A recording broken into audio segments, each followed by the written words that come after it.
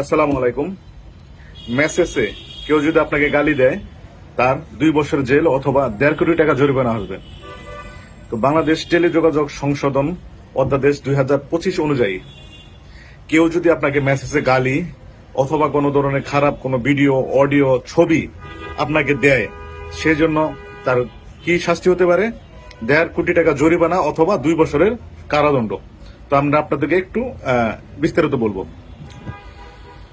তো বাংলাদেশ টেলিযোগাযোগ সংশোধন একটা আইন করছে, সেখানে খসড়া 2025 অনুযায়ী ধারা 69-70 ফোনে বা ইন্টারনেটে, আমার কথাটা আপনারা শুনেন, 69 এবং 70 অনুযায়ী ফোনে মানে ইন্টারনেটে অশালীন ভীতিকর বার্তা পাঠানো অথবা অযথা আপনাকে যদি কেউ বিরক্ত করে সর্বোচ্চ 2 বছর বা কি হবে 1.5 কোটি টাকা জরিমানা। ধারা 69 কি বলা আছে?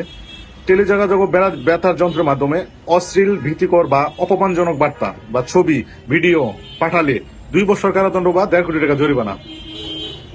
আবার ধারা 70 বলা আছে যুক্তিসঙ্গত কারণ ছাড়া কাউকে বারবার ফোন করে বা বার্তা পাঠিয়ে বিরক্ত করা, এটাও কিন্তু একটা অপরাধ।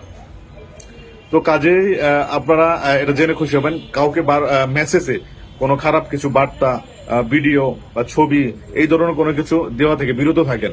এটা যদি আপনি দেন, সে যদি টেলিযোগাযোগ সংশোধন 2025 অনুযায়ী মামলা করে ধারা 69 এবং 70, আপনার কিন্তু 1.5 কোটি টাকা জরিমানা অথবা 2 বছরের কারাদণ্ডে দণ্ডিত হবেন। কাজেই সবাই সাবধান।